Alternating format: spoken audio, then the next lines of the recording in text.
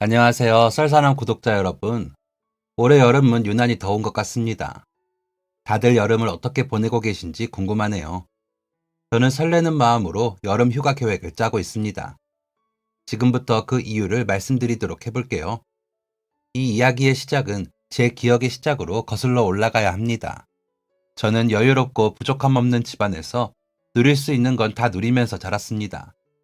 아주 오랜 시간 동안 임신을 시도하셨던 연로하신 부모님의 늦둥이 외동딸로 태어났기 때문이었죠.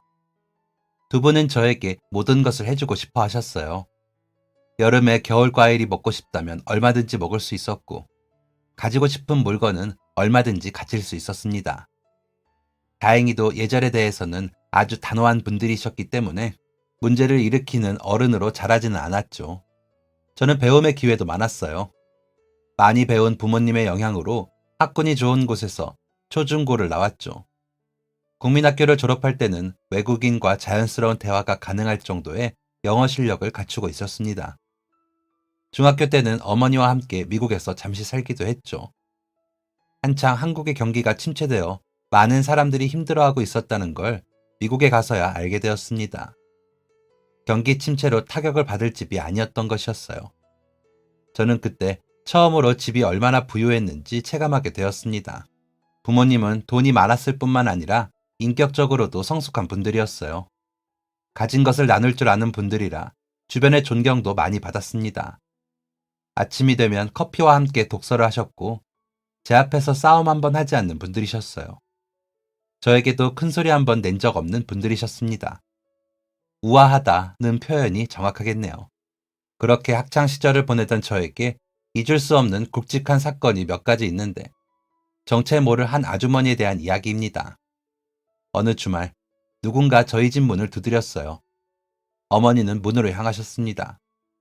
언뜻 본 문 밖에는 처음 보는 아주머니가 서 있었어요. 누구세요? 부드러운 어머니의 음성이 들렸고 얼마 지나지 않아 어머니의 호통 소리가 연이어 들렸습니다. 당신이 찾는 애는 여기 없어요. 처음 듣는 어머니의 호통 소리에 깜짝 놀라 문을 바라보니 어머니는 상기된 얼굴로 문을 닫고 집 안으로 들어오셨습니다. 무슨 일이에요, 엄마? 어머니는 아무것도 아니야. 웬 잡상인이 이상한 말을 해서 라고 대답하셨죠. 잡상인이든 누구든 감정적으로 대해본 적 없는 어머니가 큰 소리를 내다니 당황스러웠지만 별다른 생각은 없었습니다. 어머니는 금방 평소처럼 돌아오셨거든요. 그렇게 그때의 사건을 잊었습니다. 아, 그 뒤에 한 가지 일이 또 있었네요. 학업 스트레스 때문인지 매일 밤 잠을 뒤척이던 시절이 있었습니다. 매일 새벽 일어나서 화장실을 가는 게 루틴처럼 몸에 녹아 있었는데 그날도 어김없이 잠에 깊게 들지 못하고 화장실로 향했습니다. 밤 10시면 주무시는 부모님 방에 불이 켜져 있었어요. 한 번도 없던 일이었기 때문에 여전히 생생하게 기억나네요. 무슨 일로 두 분이 이 시간까지 깨어 있으신가 궁금한 마음에 다가갔는데 문 앞에서 들리는 말소리 때문에 발걸음을 멈춰야 했습니다. 조심스러운 어머니의 목소리가 들렸습니다. 어떻게 알고 여기까지 찾아왔죠? 대체 와서 뭐라고 했길래 그래요? 와서는 희영이를 찾잖아요. 애 이름을 알고 있었어요? 아니, 이름은 모르고 자기 사정을 얘기하는데 딱 들으면 알죠. 희영이 찾는 거인 거. 당신 놀랐겠네요. 놀라다 마다요. 주저앉을 뻔한 거 서 있느라 고생했어요. 그런데 여보, 어떡하죠? 이사라도 가야 하는 거 아니에요? 집이 멀어지면 희영이가 학교 다니기 어려워지니까 그건 좀 고민해보는 걸로 해요. 그래도 나는 너무 불안한데. 저러다가 희영이 앞에 나타나기라도 하면 어떡해요? 그것도 방법을 찾아봅시다. 또 한 번 나타나면 확실하게 경고를 하는 걸로 하고 당분간 희영이 등하교는 내가 같이 할게요. 별의별 생각이 다 드는 대화였어요. 나를 찾아온 사람이 누구길래 저렇게 심각하게 대화를 하시는지, 그리고 그 사람은 누구길래 내 이름을 아는 건지, 왜 나를 찾는 건지, 내가 뭘 잘못해서 찾아온 건지, 아니면 나를 가지고 부모님에게 무언가를 요구하려고 온 건지, 머리에 물음표가 가득 떠다녔습니다. 부모님의 이야기를 엿들었다는 건 비밀로 하고 당분간 아버지와 함께 등하교를 했어요. 물론 떠보기도 했습니다. 아빠, 왜 매일 데려다 주고 데리고 오는 거예요? 일하느라 피곤할 텐데. 학교는 나 혼자 다녀도 돼요. 아버지는 완곡히 거절하셨습니다. 아니야. 우리 희영이 더 크면 이런 것도 못해. 해줄 수 있을 때 해주고 싶어. 그 이후로는 더 묻지 않았습니다. 부모님이 이렇게 하시는 데는 다 이유가 있다는 생각에서였죠. 그렇게 한동안 조용한 일상이 지속되었습니다. 아버지도 안심하셨는지 아버지와의 등하교도 끝났습니다.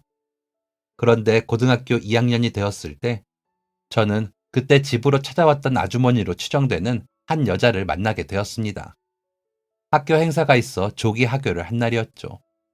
사실 그 아주머니가 과거의 그 사람인지는 알 수 없었지만 저를 보자마자 주춤하는 걸 보면서 눈치챘습니다. 저희 집 앞에서 기웃거리던 그 아주머니는 저와 눈이 마주치자마자 어? 어?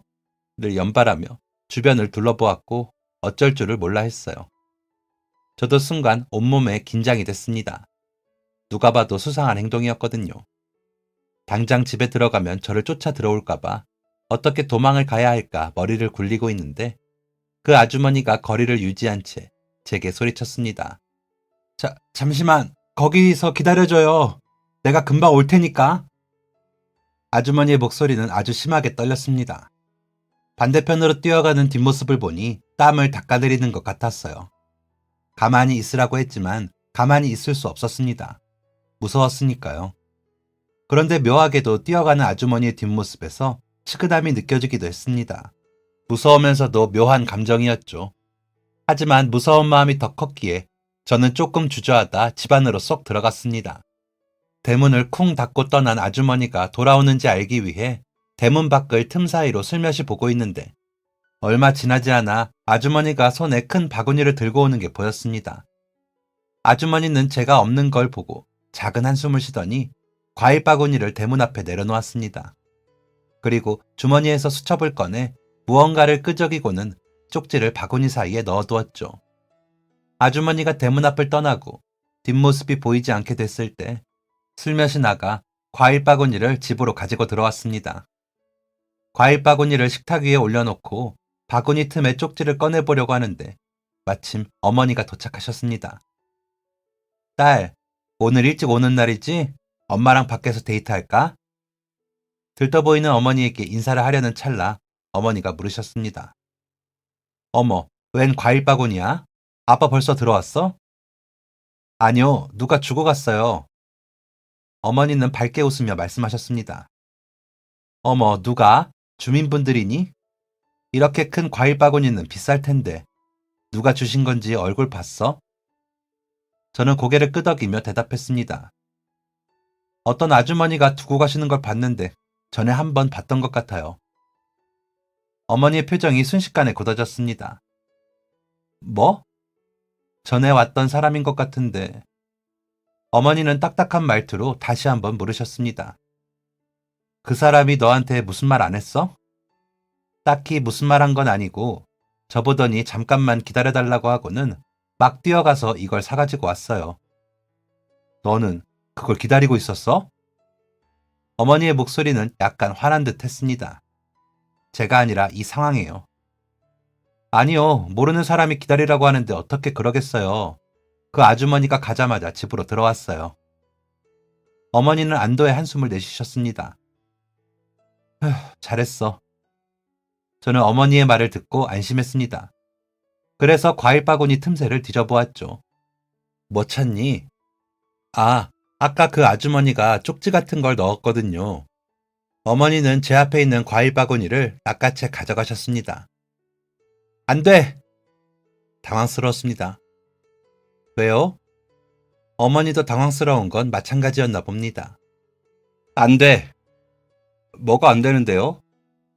어머니는 잠시 고민하는 듯 하시더니 원래 남이 주는 거 함부로 먹으면 안 되는 거야. 말도 안 되는 반응이었습니다. 이렇게 막무가내인 어머니의 모습은 처음 봤어요. 제가 이해가 안 된다는 표정을 짓자 어머니는 과일을 헤쳐서 쪽지를 찾아내 읽어보시고는 쪽지를 쫙쫙 찢어버리셨어요. 그걸 왜 찢으세요, 엄마? 네가 볼만한 내용이 아니네. 너한테 보여주면 안 될 것 같아서 찢었어. 앞으로 이런 거 보이면 그냥 대문 앞에 둬. 엄마가 치울게. 절대 손도 대지 마. 알겠니? 어머니의 목소리는 상기되어 있었습니다. 어머니는 그 자리에서 과일 바구니를 쓰레기통에 던져 넣으셨어요. 그리고 저를 앉혀놓고 말씀하셨습니다. 그 여자를 피해야 하는 이유를요. 세상을 살다 보면 별의별 사람들을 만나게 돼. 그 중에 좋은 사람도 있지만 피해야 하는 사람도 있기 마련이야. 사람을 색안경 끼고 봐서는 안 되고 사람을 감싸주는 어른이 되어야 하지만 정말 질이 좋지 않은 사람은 피하는 게 상책이야. 물드는 건 쉬워도 씻어내는 건 어려우니까. 알겠니? 한마디로 정리하자면 질 안 좋은 사람이랑 엮이면 너도 그렇게 될 수 있으니 조심하라는 말이었어요. 저는 어머니에게 물었습니다. 그럼 그 아주머니가 나쁜 사람이에요? 어머니는 한치의 망설임도 없이 응이라고 대답하셨고 저는 또다시 물었습니다. 엄마는 그걸 어떻게 알았어요? 어머니가 무슨 대답을 하셨는지는 잘 기억이 나지 않네요. 그런데 한 가지 확실한 건 어머니의 대답을 들었는데도 궁금증이 확실히 해결되진 않았다는 것이었어요. 저는 그날 하루 동안 계속해서 어머니의 모습을 곱씹었습니다. 대체 무슨 이유로 저렇게까지 하시나 의문스러웠어요. 그리고 집에 찾아왔던 아주머니에 대한 궁금증도 커졌습니다. 태어나서 어머니가 흥분한 모습을 딱 한 번 봤는데 대체 그 사람이 누구길래 어머니를 긴장하게 하는 건지 궁금했죠. 하지만 부모님을 향한 무한한 신뢰가 있었기 때문에 그 기억도 점차 흐려져 갔습니다. 시간이 지나 저는 원하는 대학에 원하는 전공으로 입학했습니다. 대학교 2학년을 마친 후 미국으로 유학을 갔어요. 어머니가 함께 가고 싶어 하셨지만 성인이 된 딸의 유학까지 따라가는 건 아닌 것 같다는 아버지의 말씀에 저 혼자 미국으로 향했습니다. 적응하는 게 쉽지는 않았어요. 친척 어른이 계시기는 했지만 어쨌든 부모님 없이 처음 살아보는 거였으니까요. 그렇게 미국에서 4학년까지 학창시절을 무사히 보냈고 저는 미국에 있는 회사에서 인턴 일을 할 기회를 얻었습니다. 부모님도 무척 자랑스러워 하셨어요.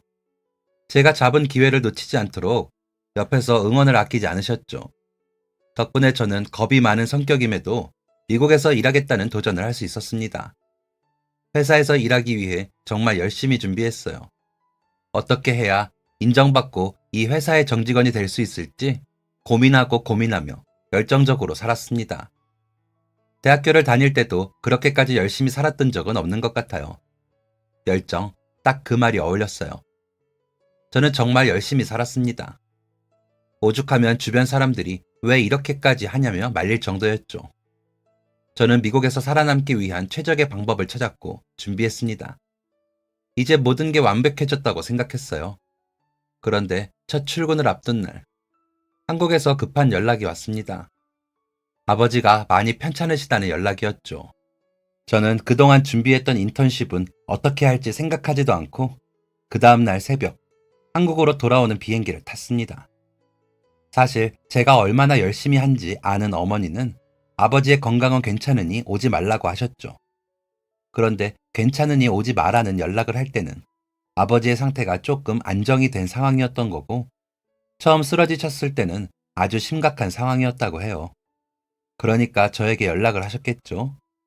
아버지가 쓰러진 이유는 뇌졸중이었습니다. 갑작스러운 상황에 어머니와 저는 패닉 상태에 빠졌죠.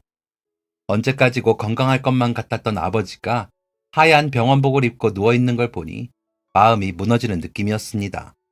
뇌졸중으로 쓰러진 뒤 기적적으로 회복한 사람들의 이야기를 보며 희망을 얻으려 했습니다. 매일같이 어머니와 함께 아버지의 손을 잡고 기도했습니다. 아버지가 제발 깨어나게 해달라고요. 하지만 하늘은 제 기도를 들어주지 않았습니다. 아버지는 얼마 버티지 못하시고 병원에서 생을 마감하셨습니다.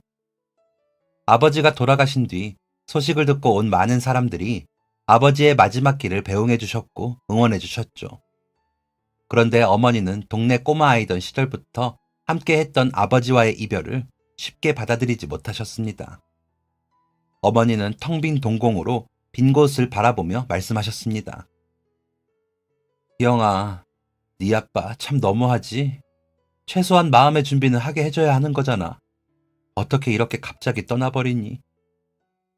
저는 제가 준비하던 모든 것을 멈추고 어머니의 회복을 위해 힘썼어요. 어머니는 늘 제게 미안해 하셨습니다. 미국으로 안 돌아갈 거야? 엄마를 두고 어떻게 가요? 이럴수록 어머니의 미안함은 커져갔습니다. 네가 얼마나 열심히 준비했는지를 엄마가 아는데 어떻게 두고만 봐. 엄마는 걱정하지 마. 가서 네가 하고 싶은 거 해야지. 네가 이러면 네 아빠가 얼마나 슬퍼하겠어. 엄마가 비행기표 끊어줄 테니까 더 늦기 전에 가. 제 고집은 꺾기 어려운 것이었죠. 어머니는 제게 미안한 만큼 회복에 힘쓰셨습니다. 덕분에 마음을 되잡는 듯 보였지만 어머니는 건강을 회복하지 못하셨습니다. 스트레스성 위염을 동반한 여러 가지 질병으로 신경이 예민해지고 건강이 쇠약해지셨죠. 그렇게 몇 년 동안 마음고생, 몸고생을 하던 어머니는 제 곁을 떠나셨습니다. 어머니는 떠나기 직전 이렇게 말씀하셨습니다. 그래도 네 아빠보다는 내가 낫지. 우리 딸 그동안 고생 많았어. 엄마가 아프다가 가서 미안해. 이제 우리 딸이 하고 싶은 거 다 하면서 살아. 부모는 눈을 감는 그 순간까지도 자식에게 미안한 게 참 많은 존재라는 걸 그때 처음 알았네요. 그렇게 어머니를 보내드린 뒤 제게도 애도할 시간이 있었으면 참 좋았겠지만 불행히도 어머니가 저를 영영 떠나신 후 슬퍼할 수 있는 시간은 없었습니다. 부모님의 유언장을 보고 친척들이 득달같이 달려들어 부모님의 유산을 탐냈거든요. 어머니와의 헤어짐을 실감하기도 전에 그들과 싸워야 했습니다. 그 돈이 다 어떻게 네 돈이냐? 젊은 게 욕심만 많아가지고. 우리 오빠가 나를 얼마나 예뻐했는데 나한테 돈 한 푼 안 남겼다는 게 말이 돼? 말도 안 되는 조건을 달며 유산을 나눠달라고 했죠. 회유하는 사람도 있었습니다. 내가 부동산 투자 잘하는 거 알지? 지금 재개발되는 거 확정된 곳이 있는데 아직 사람들이 잘 몰라. 그래서 지금 투자하면 최소 10배로 받을 수 있다니까. 그거 주면 내가 몇 배로 불려줄게. 믿어봐. 사람에게 질리더라고요. 법적인 방법을 동원해서 부모님의 재산을 지켜냈습니다. 너무나 다행이죠. 그렇게 몸과 마음이 지쳐있을 때 저는 또다시 그 아주머니를 만났어요. 학창시절 저를 만나러 왔던 과일 바구니를 가지고 오고 부모님에게 거칠게 쫓겨난 그 여자였죠. 변호사 사무실에서 집으로 가는 여자를 보았을 때 이제는 이상하다는 생각이 아니라 무섭고 소름이 돋았습니다. 저는 잔뜩 긴장한 채 물었습니다. 당신 누구예요? 도대체 왜 나를 쫓아다니는 거예요? 우리 부모님이랑 무슨 사이길래 나한테 이러냐고요? 우리 어머니 돌아가셨다는 소식 듣고 온 거예요? 여자는 말이 없었습니다. 저는 더욱 공포에 사로잡혔어요. 묘한 여자의 표정을 보면서 대체 나한테 원하는 게 뭐길래 나한테 이러는 걸까 생각하며 불안감에 떨었죠. 무슨 말이라도 해봐요. 대체 왜 찾아오냐니까요? 저는 여자를 두고 도망쳤습니다. 어머니의 장례를 마치고 가장 먼저 한 일은 유언장 정리였고 부모님의 소중한 재산을 지킨 후 그 다음으로는 제 일상을 회복하는 것이었어요. 인턴십부터 시작해서 많은 계획이 어그러졌지만 그렇게 하지 않으면 살 수 없을 것 같았습니다. 이미 많이 연로하셨지만 늦둥이인 탓에 다른 사람들보다는 부모님과의 이별이 일렀거든요. 그렇게 일상을 회복하는데 꼬박 1년이 걸렸던 것 같습니다. 그런데 또 그 여자가 제 눈앞에 나타났습니다. 그것도 아주 당당하게. 제 회사 앞으로요. 대체 내 회사는 어떻게 알았는지 두렵고 떨렸습니다. 뒤를 돌아 도망치려고 하는데 눈이 마주쳤던 그 여자가 달려와서 제 손목을 잡았어요. 깍! 기겁을 하며 손을 빼자 주변의 시선이 몰렸습니다. 여자는 애원하는 목소리로 말했어요. 제발 나한테 30분만 내줘요. 내가 할 얘기가 있어요. 지금까지 나한테 궁금했던 거 다 대답해 줄게요. 여기서 대화해도 괜찮으니까 제발 시간 좀 내줘요. 눈을 동그랗게 뜨고 있던 저는 그 여자의 말대로 회사 바로 앞 카페로 갔습니다. 모든 걸 설명하고 사라지시겠다는 거죠? 네, 다시는 눈앞에 나타나지 않을 거예요. 약속합니다. 저는 가방에서 종이를 꺼내 다시는 눈앞에 나타나지 않겠다는 각서를 받았습니다. 법적으로 효력이 있는 건 아니겠지만 최소한의 안전장치였고 저는 그만큼 그 상황이 무서웠어요. 만약에 이렇게 약속했는데도 또 찾아오면 그때는 정말 경찰 부를 거예요. 여자는 힘차게 고개를 끄덕였습니다. 그래요, 기회만 주세요. 여자는 한참 동안 입을 열지 못했습니다. 할 말 없으면 일어나 볼게요. 벌써 30분 동안 아무 말 없으셨어요. 제 말에 초조해졌는지 여자는 다급하게 입을 뗐습니다. 내가 그쪽 친엄마예요. 순간 뇌가 멈췄어요. 저 사람이 지금 무슨 말을 하는 거지? 라는 생각만 들었죠. 그냥 미친 사람이라는 결론이 났고 저는 곧바로 일어나 아침을 챙겼습니다. 몇 년째 쫓아다니는 이유가 궁금해서 앉아 있었던 건데 상종을 하면 안 되는 사람이었네요. 제 어머니는 돌아가셨어요. 당신이 내 엄마라니 너무 불쾌하네요. 아까 약속했던 대로 한 번이라도 눈앞에 나타나면 경찰 부를 겁니다. 그렇게 돌아서려는 찰나 여자가 또 한 번 저를 붙잡았습니다.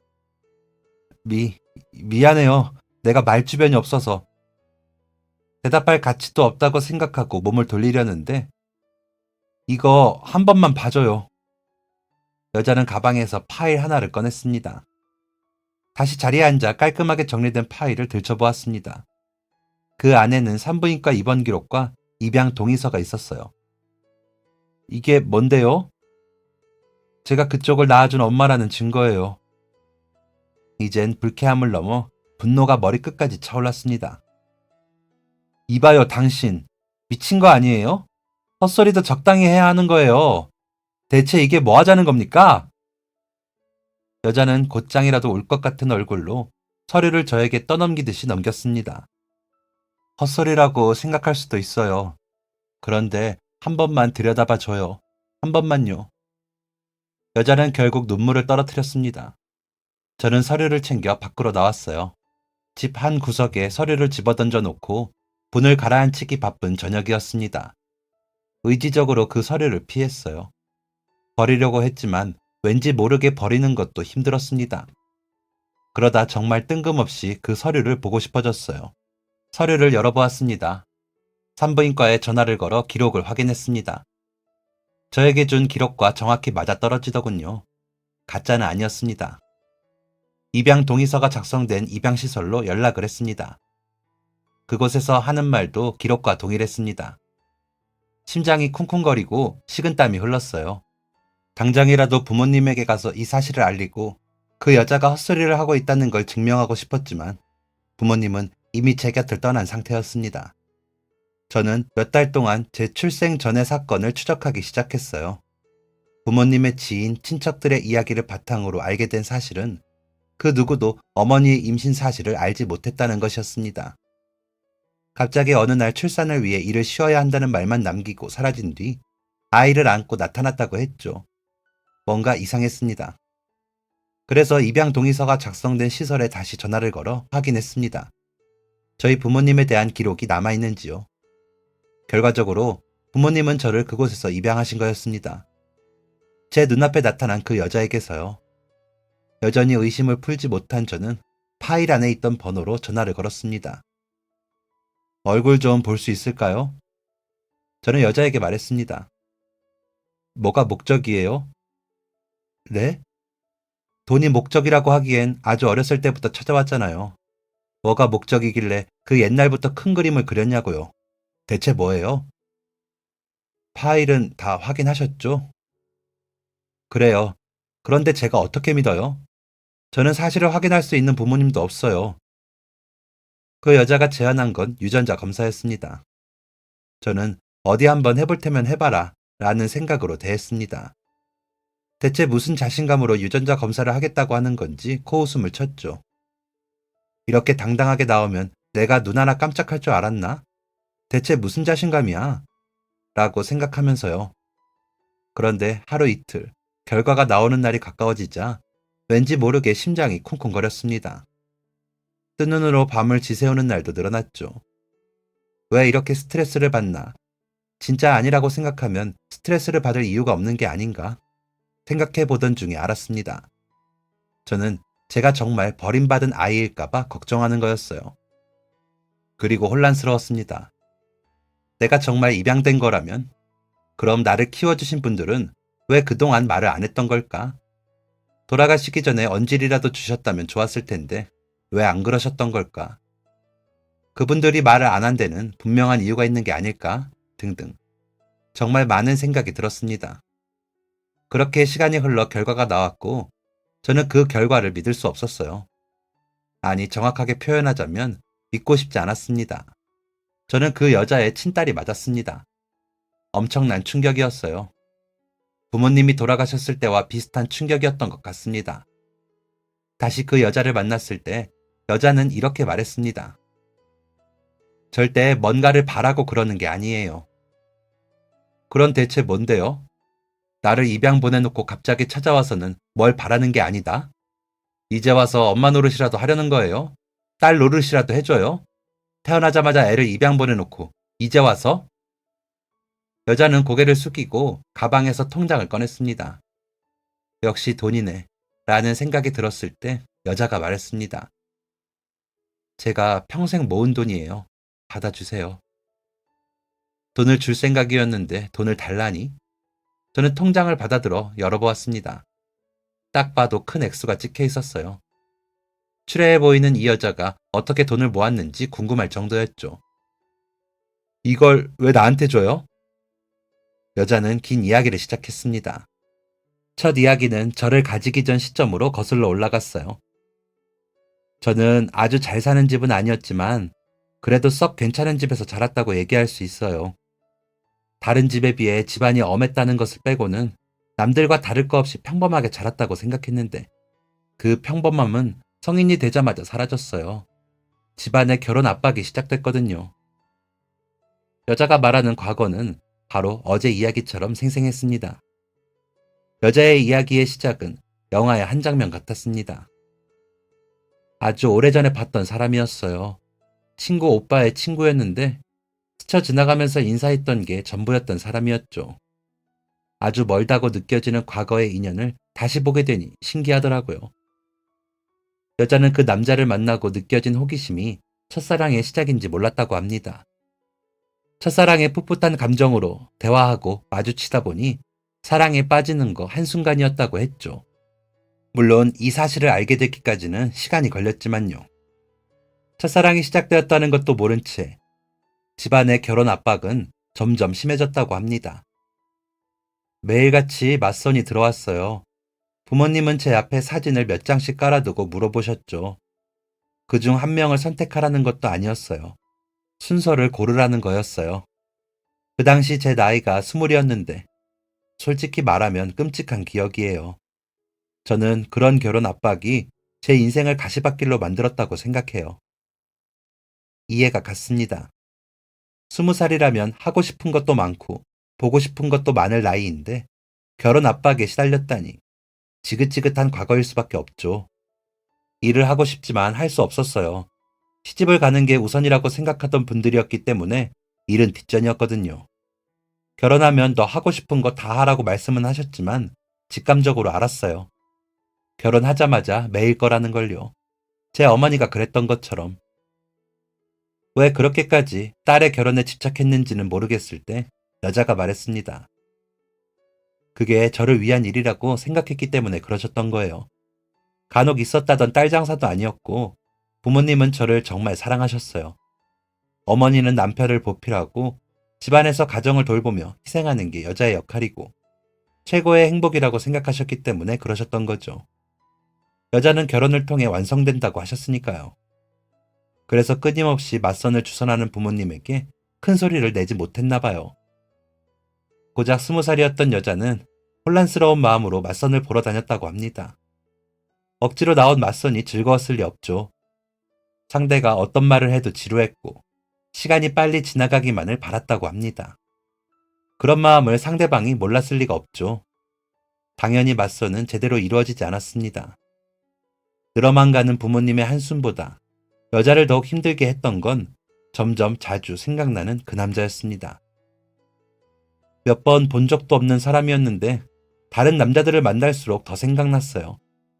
왜 이렇게까지 떠오르는 건지 알게 되는 데는 시간이 꽤 걸렸어요. 첫사랑이라는 사실을 알아차리는 건 꽤 어렵더라고요. 그래서일까요? 여자의 사랑은 특히나 애틋했다고 합니다. 여자는 부모님 몰래 남자를 찾아갔고 두 사람은 축복받지 못하는 만남을 시작했어요. 그리고 축복받지 못하는 생명을 가지게 되었죠. 한참 동안 여자의 말을 듣기만 하던 저는 처음으로 물었습니다. 당신이 내 친모라는 건 알겠어요. 그런데 축복받지 못한 아이를 가졌다는 말을 하는 걸 보면 축복받지 못하는 아이였기 때문에 버릴 수밖에 없었다는 말을 하려는 건가요? 날카로운 목소리에 여자는 잠시 멈칫했습니다. 나는 그래도 아이를 지키려고 했어요. 아니, 지켰어요. 그 결과가 지금 내 눈앞에 있는 당신이에요. 저도 멈칫했습니다.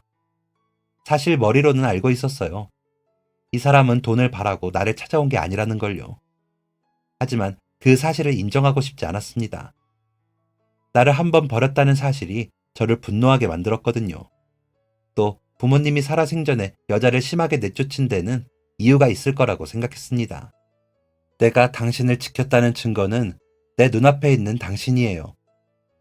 여자는 한 번 더 강조했습니다. 저는 입을 다물었고 잠시 후 이야기가 다시 시작됐습니다. 아이를 가진 채로 도망쳤어요.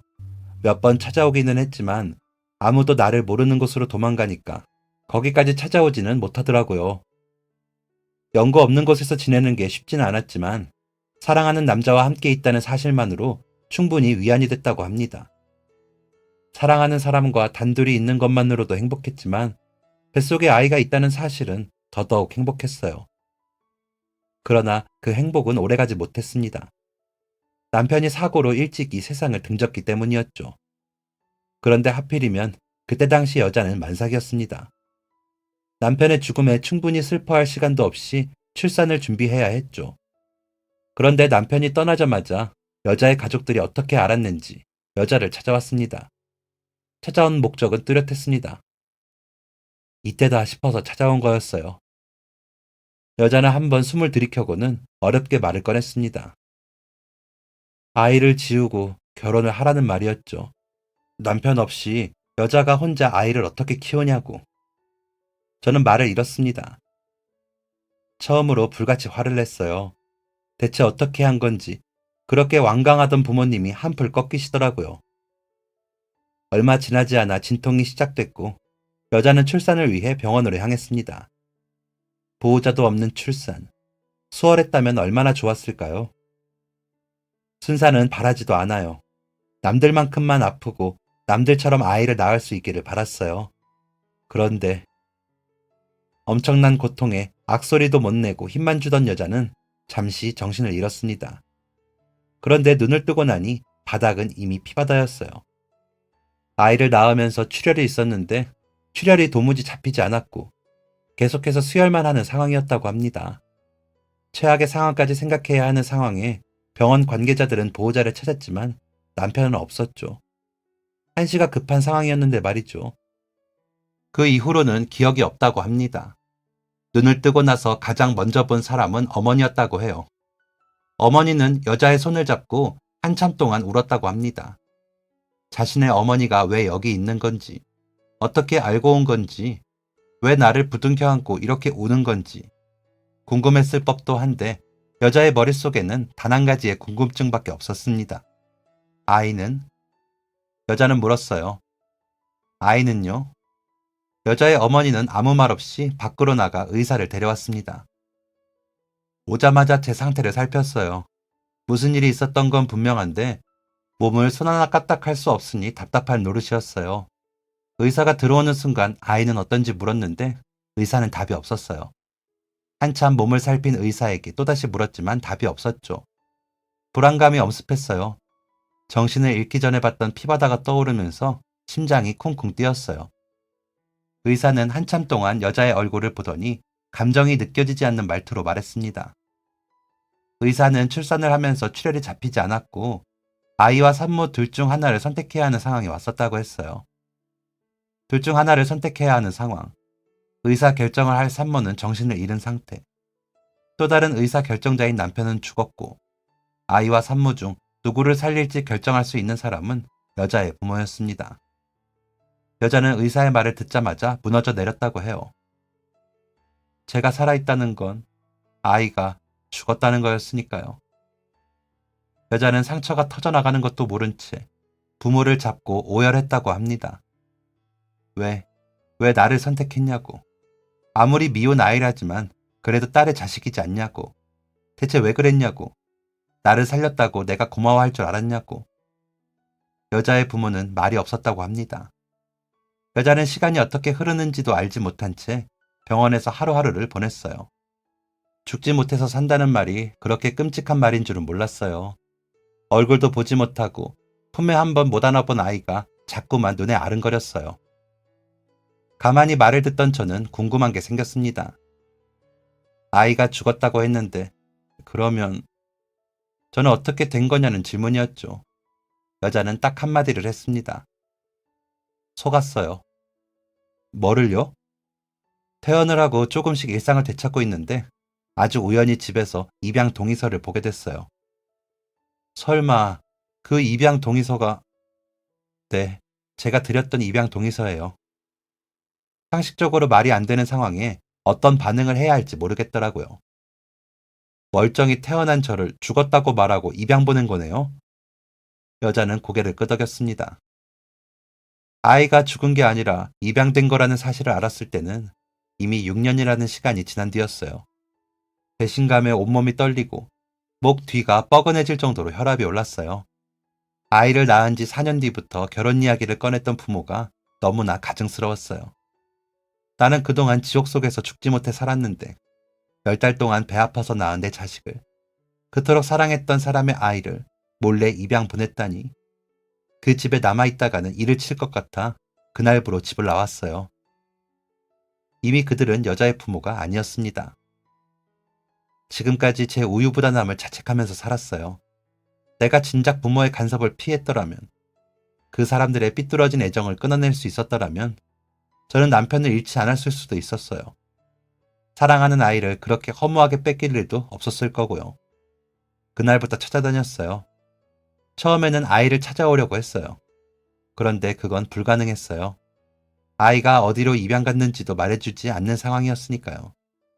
얼굴이라도 보게 해달라고 무릎까지 꿇었지만 양부모가 죽어도 보여줄 수 없다고 만남을 거부했다고 했죠. 저는 이상함을 느꼈습니다.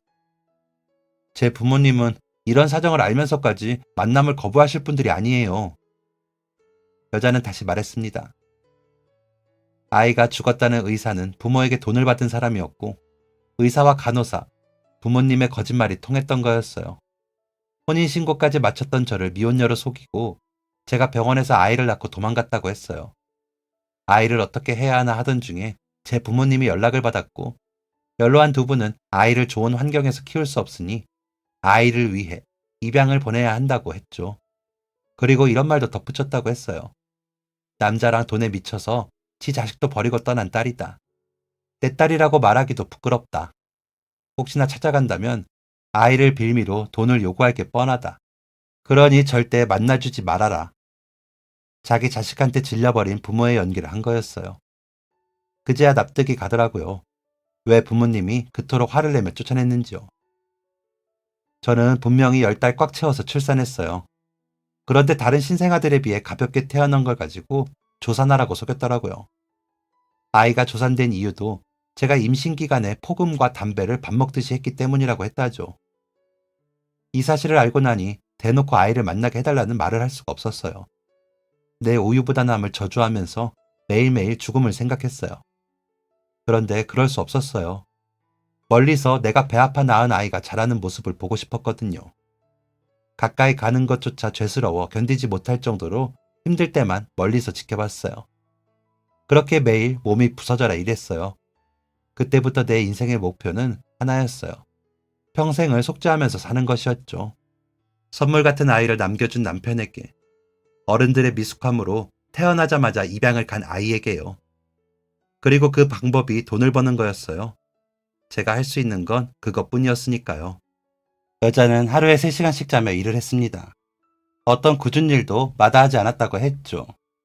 그것을 증명하듯 여자의 손가락 마디마디는 굵었고 새끼손톱은 빠져 있었습니다. 얼마나 거친지 만져보아도 알 수 있을 정도였어요. 단정한 차림새이긴 했지만 옷은 언제 산 것인지 꽤 오랫동안 입은 게 분명해 보였습니다. 안타까웠어요. 저는 그제야 지금까지 외면해왔던 여자의 진심을 받아들였습니다. 이 통장, 그동안 내가 모은 돈이에요. 내가 가진 모든 거고. 제가 대답이 없자 변명하듯 말을 이었습니다. 정말 딱 필요한 데만 썼어요. 단칸방에서 살았고 돈을 아끼려고 매일 라면만 먹었던 적도 있어요. 저는 물었습니다. 왜 이걸 하필 지금 주는 거예요? 여자는 고개를 푹 숙이고 거칠어진 손을 매만지며 대답했습니다. 몸이 안 좋아요. 언제까지 사지 멀쩡하게 일을 할 수 있을지 모르겠어요. 그래서 내가 2달이 멀쩡하게 눈앞에 나타날 수 있을 때 주고 싶었어요. 자격은 없지만 그래도 엄마니까 가장 좋은 모습을 보여주고 싶었어요. 애처로웠습니다. 자신도 피해자인데 평생을 죄책감 속에서 살았을 그 인생이 너무나 애처로웠습니다. 저는 이 모든 일을 듣고 나서야 여자를 제 어머니로 인정하게 되었어요. 평생 존재도 모르고 살았던 사람을 어머니라 부르려 하니 입술이 떨어지지 않았지만 떨리는 마음을 안고 조심스럽게 입을 떼었습니다. 어머니. 어머니는 2눈이 동그랗게 커진 채 저를 바라보았습니다. 사실 아직 실감나지 않아요. 나를 낳아준 어머니가 따로 있었고 그분이 당신이라는 게. 하지만 더 듣지 않아도 알아요. 어머니는 평생 동안 죄책감으로 살았던 고통받은 피해자 중 한 명이었다는 걸요. 어머니는 터져나오는 눈물을 숨기지 못하고 얼굴을 가리고 고개를 숙인 채 한참을 흐느끼셨습니다. 저는 그 옆에 앉아 차오르는 눈물을 꾹 삼켰습니다. 어머니의 감정이 조금 진정되자 곧장 어머니가 지낸다는 곳으로 향했습니다. 정말 깜짝 놀랐어요. 다 쓰러져가는 빌라의 단칸방이 어머니의 집이었거든요. 건물 외관은 지저분했지만 어머니의 방은 깨끗하게 잘 정돈된 상태였습니다. 하지만 건물 자체가 오래되다 보니 군데군데 곰팡이 자국과 습한 기운이 남아 있었어요. 저는 단칸방 한가운데에 앉아 집을 둘러보았습니다. 방석이라도 줄까? 이런 데는 처음 왔을 텐데. 아이고. 어머니는 어쩔 줄 몰라 하셨습니다. 그리고 저는 마음이 아팠습니다. 어머니가 가지고 있던 모든 것들은 오래되고 당장 쓸 수 없는 것들 뿐이었거든요. 저는 어머니를 모시고 제 집으로 돌아왔고 그 다음날 바로 어머니를 병원에 모시고 갔고 어머니는 일주일의 입원 치료가 필요하다는 진단을 받았습니다. 저는 어머니를 병원에 모신 뒤에 어머니가 살던 집을 처분했습니다. 낡고 해져서 삭은 옷들, 군데군데 기워 입은 바지를 처분할 때는 가슴이 미어지더라고요. 얼마나 아끼고 살았는지 그동안 어머니가 지나온 세월이 고스란히 느껴졌습니다. 어머니가 입원해 계시는 동안 저는 그동안의 흔적을 모두 없앴고 어머니가 퇴원하신 후에 제가 준비한 깜짝 선물을 보여드렸습니다.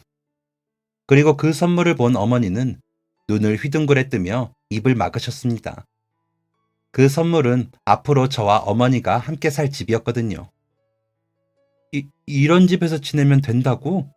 네가 돈이 어디 있어? 괜찮아요. 나 돈 많아. 사실이었습니다. 평범한 회사원이었지만 키워주신 부모님께 받은 유산이 상당했거든요. 의미 있는 곳에 쓰고 싶어 아껴둔 돈이었는데 그 돈을 평생 동안 가난하게 죄인처럼 속지 않은 마음으로 살아온 어머니를 위해 쓰게 되었다는 사실에 참 다행스러웠습니다.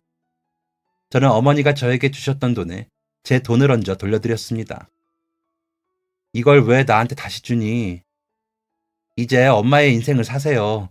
죄인인 아내, 죄인인 엄마로 살지 마시고 여자 박미연으로 사세요. 바다도 보고 산도 가보고 봄, 가을에는 꽃 구경, 단풍 구경도 가고 또래 친구들이랑 술도 한잔하고 그렇게 사세요. 어머니는 여전히 불편한 얼굴이었습니다. 나를 낳아줬잖아요. 나 자라는 동안 행복했어요. 양부모님인지는 모르고 자랐지만 2분은 저를 참 많이 사랑해 주셨어요. 그러니까 너무 죄책감 가지지 마세요. 난 사랑받으면서 자란 아이였고 사랑을 줄 줄도 아는 사람으로 자랐어요. 내가 이런 사람이 될 수 있었던 건 엄마가 나를 낳아줬기 때문이에요. 그것만으로도 자격이 충분해요. 저는 어머니가 뼈가 삭도록 일해서 번 돈을 자기 자신을 위해 쓰기를 바랐습니다. 평생의 노력을 보상받기를 원했어요. 그리고 제가 어머니를 미워하지 않는다는 사실도 알기를 바랐습니다. 어머니는 10,000원짜리 티셔츠 한 장을 살 때도 벌벌 떠셨어요. 나는 구제옷을 입었어서. 저는 어머니의 손을 잡고 백화점으로 향했습니다. 어머니는 버스비가 아까워서 불편한 다리를 이끌고 3, 40분, 길면 1시간이 넘는 거리를 걸어 다니셨어요. 저는 어머니의 손을 잡고 운전면허 학원으로 향했습니다. 어머니는 살아온 세월은 길었지만 처음 해보는 게 너무 많은 분이셨어요. 저는 그동안 하지 못했던 일들을 소개해주고 싶었습니다. 세상이 얼마나 아름답고 눈부신 곳인지, 키워주신 부모님이 저에게 보여주셨던 세상을 어머니에게 보여드리고 싶었죠. 어머니는 자신을 위한 인생을 사는 방법을 조금씩 알아가고 있으십니다. 처음에는 행복과 죄책감이 함께 공존했다면 지금은 행복감이 가장 큰 마음이 되었죠. 저는 어머니를 위해 올여름 해외여행을 가려고 합니다. 제주도 가는 비행기도 타본 적 없는 어머니는 소녀처럼 들뜨셨어요. 옷장을 열어보며 무슨 옷을 입어야 할까 수도 없이 고민하시죠. 내일 어머니와 함께 다시 백화점을 가려고 합니다. 물론 어머니는 제 팔을 잡아당기며 너무 비싸다고 하시겠지만 비싸다고 하시면 몰래 사서 드리면 되니 걱정은 안 되네요. 제가 입양하라는 사실을 처음 알았을 때 나를 입양 보내놓고 뻔뻔하게 찾아온 어머니가 너무나 미웠습니다. 사람이 어떻게 이렇게 뻔뻔할 수 있냐고 원망했어요. 그런데 그 뒤편에 있던 사연을 알고 나니 제 마음속 원망은 애처로움이 되었고 한 번도 보지 못한 어머니를 향한 애정이 생겼습니다. 피는 물보다 진하다는 게 이런 의미겠죠. 해외여행을 다녀오면 키워주신 부모님을 모신 곳으로 가려고 해요. 눈을 감는 순간까지 혼자 남은 저를 걱정하셨던 두 분이 얼마나 기뻐하실지 벌써부터 기쁘고 설레네요. 제 사연은 여기까지입니다. 저는 어머니와의 일을 경험하고 한 가지 사실을 알게 되었어요. 모든 사람에게는 각기 다른 사연이 있고 그 사연을 깊게 체험하지 않았다면 그 누구도 판단해서는 안 된다. 제 삶의 모토가 된 깨달음이죠. 비가 많이 오네요. 벌써부터 걱정이 되기는 하지만 설렘이 더 크니 다행입니다. 제 사연을 읽어주시고 들어주셔서 감사합니다. 올여름 더위 조심하시고 모두 행복하세요. 감사합니다. 지금까지 사연 들어주셔서 감사합니다. 사연이 재밌으셨다면 구독과 좋아요를 눌러주세요. 감사합니다. 안녕히 계세요.